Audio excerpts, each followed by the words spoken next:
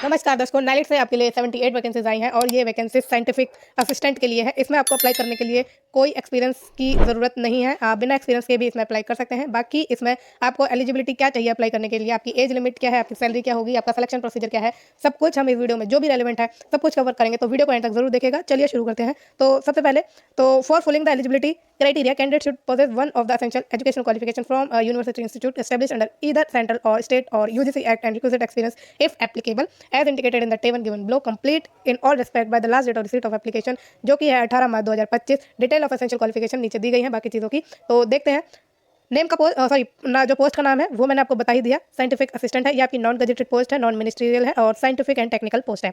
78 position है, मतलब 78 vacancies है, जिसमें से 13 आपकी अनरिजर्व के लिए है, 20 ईडब्ल्यूएस के लिए है, 16 एससी के लिए है, 3 आपकी एसटी के लिए है और 26 आपकी ओबीसी कैटेगरी के लिए है। पे लेवल की बात करें तो 6 है, जिसमें आपकी सैलरी बनेगी 35,400 से लेकर 1,12,400 के बीच में। तो लाख के आसपास आपकी इसमें सैलरी जरूर पहुंचेगी।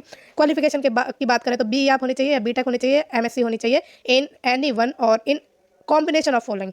तो आपने बीटेक या एमएससी की हो इलेक्ट्रॉनिक्स में या इलेक्ट्रॉनिक्स एंड कम्युनिकेशंस में या इलेक्ट्रॉनिक्स एंड टेलीकम्युनिकेशन में या कंप्यूटर साइंस में या कंप्यूटर एंड नेटवर्किंग सिक्योरिटी में या सॉफ्टवेयर सिस्टम में या इन्फॉर्मेशन टेक्नोलॉजी में, इलेक्ट्रिकल में या इन्फॉर्मेटिक्स में। तो इनमें से किसी एक आपकी फील्ड में बी या बीटेक या एमएससी होनी चाहिए। अपर एज लिमिट की बात करें तो 30 ईयर आपकी एज लिमिट है। सिलेक्शन प्रोसीजर है इसमें रिटन टेस्ट, ऑब्जेक्टिव टाइप का आपका रिटन टेस्ट होगा, सिर्फ रिटन टेस्ट होगा, कोई इंटरव्यू वगैरह नहीं है। ठीक है, सबसे अच्छी बात है, कोई इंटरव्यू वगैरह नहीं है, आपका रिटन टेस्ट होगा, ऑब्जेक्टिव टाइप का पेपर होगा।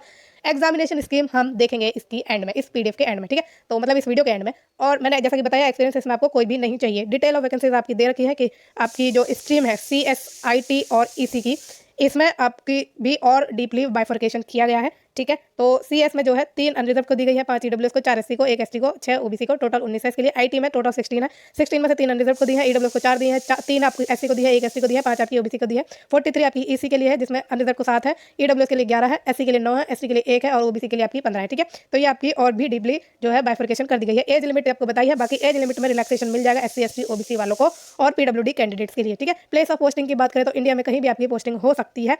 और choice of examination for written examination, ये आपकी चॉइसेस हैं जो आप चूज कर सकते हैं जब आप फॉर्म भरेंगे। Scheme of written examination and selection procedure for the post of scientific assistant की बात करें तो written test examination will be objective type, OMR based consisting of question form technical and generic area. तो आपके जो question होंगे वो technical and generic area से आएंगे। OMR बेस्ड आपके इसमें जो है पेपर होने वाला है। ड्यूरेशन होगी आपकी टेस्ट की 3 घंटे की। There will be total 120 objective type of question. ठीक है, 120 क्वेश्चन आपसे पूछे जाएंगे और जिसमें से 65% क्वेश्चन होंगे टेक्निकल एरिया से ऑफ रेस्पेक्टिव स्ट्रीम। ठीक है, मान लीजिए आप CS से है, मतलब CS स्ट्रीम में आप भर रहे हैं, तो 65 जो क्वेश्चन होंगे वो आपके CS के होंगे। ठीक है, फिर 35% क्वेश्चन आपसे पूछे जाएंगे जेनरिक एरिया से और every question will carry 1 mark. ठीक है ना, 1 मार्क का क्वेश्चन होगा। There will be negative marking of 0.25 mark. तो 25% की नेगेटिव मार्किंग है आपके रॉन्ग आंसर के लिए। Cut off marks for qualifying the written test, वो जो कट ऑफ मार्क्स है वो इन्होंने तय करी है 50% फॉर जनरल कैंडिडेट और ईडब्ल्यूएस कैंडिडेट, 40% ओबीसी कैंडिडेट के लिए है और 30% आपकी SC ST और PWD कैंडिडेट्स के लिए है। ठीक है, the cut off marks specified would be applicable in overall mark. तो सारे ओवरऑल मार्क को मिलाकर आपकी जो कट ऑफ मार्क्स तय की जाएंगी।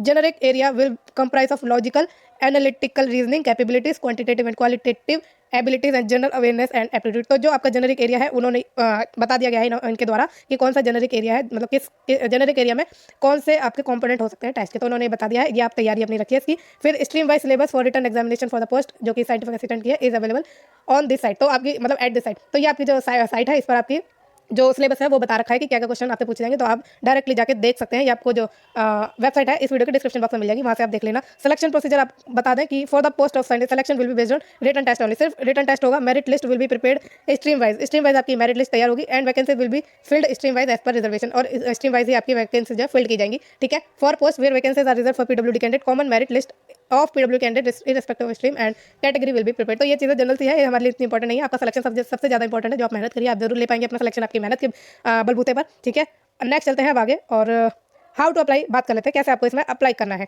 तो इसमें आप अप्लाई करेंगे कैसे, ऑनलाइन ही है इसमें आपको अप्लाई करना है। और जो आपकी चीज़ें हैं इससे रिलेटेड वो देख लेते हैं कि डेट तो मैंने आपको बताई दिया, 17 फरवरी से 18 मार्च तक आप इसमें फॉर्म भर पाएंगे। और एप्लीकेशन फीस की बात करें तो SC ST PWD और वुमेन कैंडिडेट के लिए कोई भी फीस नहीं है। बाकी जनरल एंड अदर जो कैंडिडेट है उनके लिए फीस रखी है, मतलब जनरल हो गए, EWS हो गए, OBC, उनके लिए 800 रुपये की फीस लगेगी। ठीक है, तो फीस इन्होंने आपको बता दी है कि कितनी फीस लगेगी।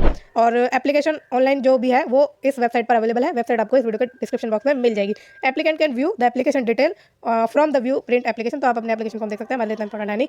अब मिसकंडक्ट के आगे एक्शन वगैरह इन्होंने बताया है और ओके, तो सारी चीज़ें जो भी हैं इंपॉर्टेंट हम डिस्कस कर चुके हैं। अगर आपको कोई डाउट है तो आप मुझसे पूछ सकते हैं। बाकी ये वीडियो आपको कैसी लगी है मुझे कमेंट के द्वारा जरूर बताइएगा। फ्यूचर में रेगुलर जॉब्स के अपडेट के लिए और इन टाइम नोटिफिकेशन के लिए इस चैनल को प्लीज लाइक, शेयर और सब्सक्राइब भी जरूर कीजिएगा। Thank you so much.